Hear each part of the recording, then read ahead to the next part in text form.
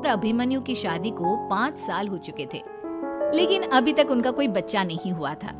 इसकी वजह से शीतल और अभिमन्यु परेशान रहते थे, लेकिन उन दोनों से ज्यादा परेशान थी शीतल की सास, यानी अभिमन्यु की माँ जानकी देवी।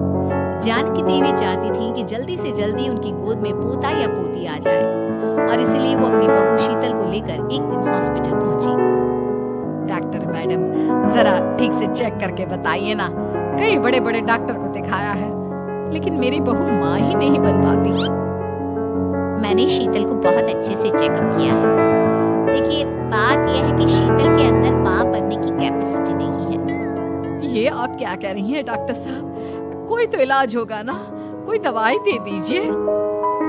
देखिए, कुछ प्रॉब्लम ऐसी होती है जिनका कोई ट्रीटमेंट नहीं होता। आई एम सॉरी टू से, लेकिन शीतल कभी माँ नहीं बन सकती, क्योंकि उसके यूट्रस में अंदर से ही कुछ प्रॉब्लम है। घर आने के बाद क्या हुआ माँ? कहाँ लेकर गई थी आप शीतल को? अरे कहाँ लेकर जाती, डॉक्टर मैडम के पास ले गई थी, लेकिन तेरी बीवी तो कभी माँ बन ही नहीं सकती। मम्मी जी, इसमें मेरी क्या गलती? अगर अंदर से कोई प्रॉब्लम है तो उसमें मैं भी कुछ नहीं कर सकती। जानती हूँ, ये बात डॉक्टर के मुंह से सुन चुकी हूँ। अब दोबारा मेरे सामने इस बात का गाना मत गा। अरे माँ, परेशान होने की जरूरत नहीं है, हम सोचते हैं ना कुछ। अरे क्या सोचेगा तू?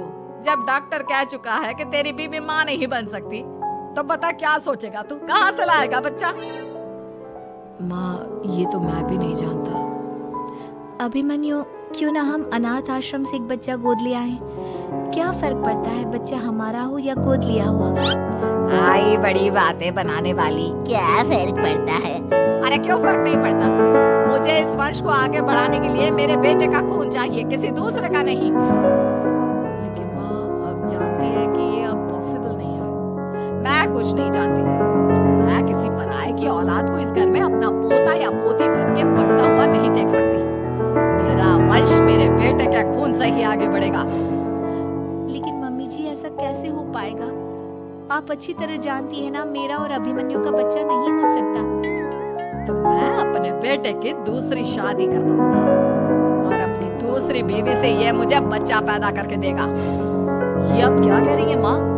मैं किसी और से शादी नहीं करने वाला। मेरे रहते हुए आप अभिमन्यु की शादी किसी और से करवाएंगी? मम्मी जी, आप ऐसा कैसे कर सकती हैं?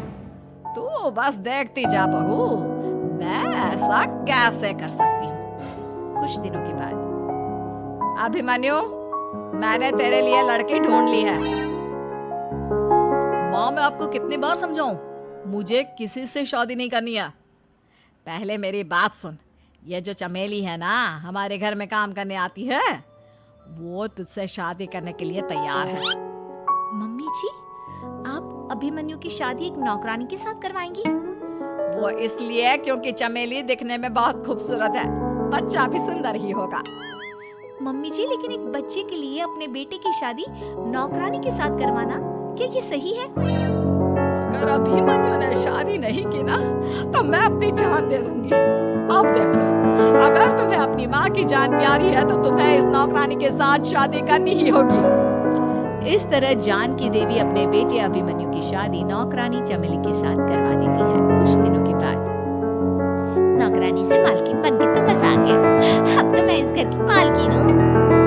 देखो, अपने आप को ज्यादा मालकिन समझने की कोशिश मत करो। एक बार तुम्हारा और अभिमन्यु का बच्चा इस दुनिया में आ जाए, उसके बाद तुम इस घर से हमेशा के लिए चली जाना। अरे जाओ जाओ, किसी और के आगे बातें बनाना। एक बच्चा तो पैदा नहीं कर सकी, बढ़िया ही। जाओ जाकर मेरे लिए कॉफी बना कर लाओ। नौकरानी मैं हूँ या तुम? मम्मी जी, देखिए ना शीतल मुझसे किस तरह से बात कर रही है। शीतल, तुम्हें पता है ना चमेली प्रेग्नेंट है, मेरे बेटे के बच्चे की माँ बनने वाली है। वो जैसा कहती है वैसा करो। लेकिन मम्मी जी, वो मुझे नौकरों की तरह ट्रीट कर रही है। अरे तो करेगी ना, वैसे भी बहू तुम हो किस काम की? एक बच्चा तो पैदा नहीं कर सकती।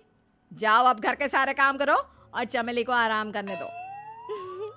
थैंक यू मम्मी जी, भगवान आपका भला करे। आप नहीं होती तो मैं नौकरानी से महारानी कैसे बनती। देखो, तुम्हें जो चाहिए सब मिलेगा। खूब खाओ पियो, मजे की जिंदगी जियो।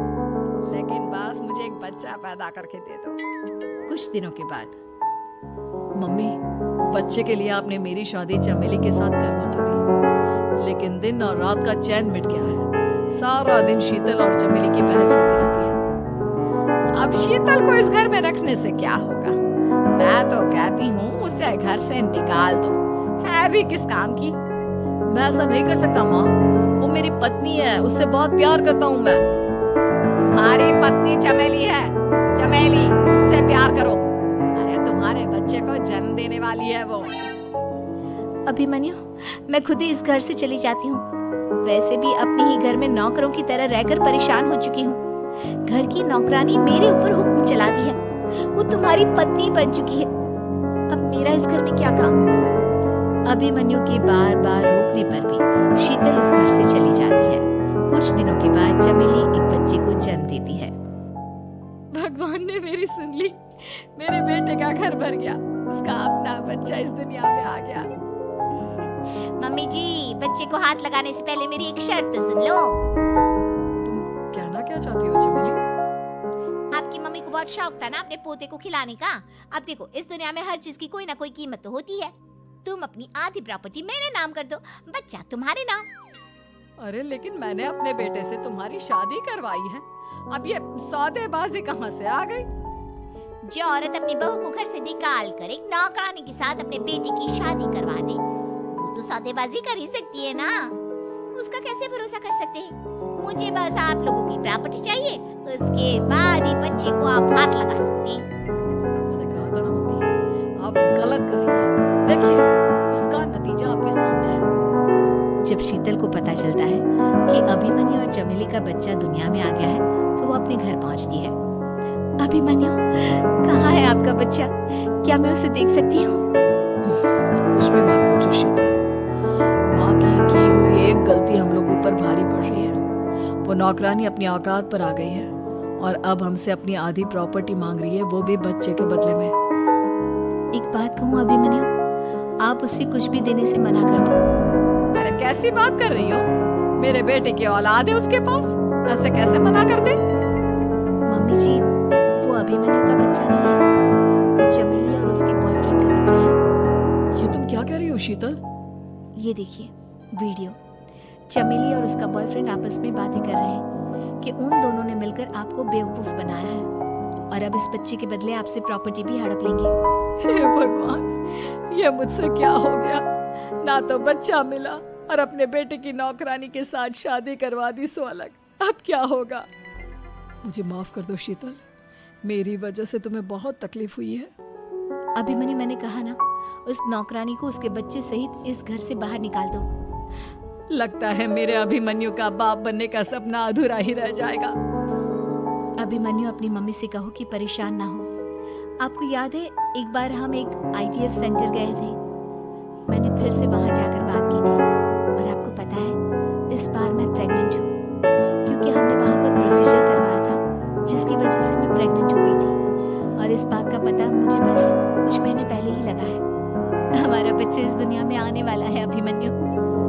मुझे माफ कर दो शीतल बहू, मुझसे बहुत बड़ी गलती हो गई। कोई बात नहीं माँ, लेकिन अब हमें उस धोखेबाज नौकरानी को इस घर से बाहर निकालना है और इस घर के मालकिन को वापस घर लाना है, वो भी अपने बच्चे के साथ।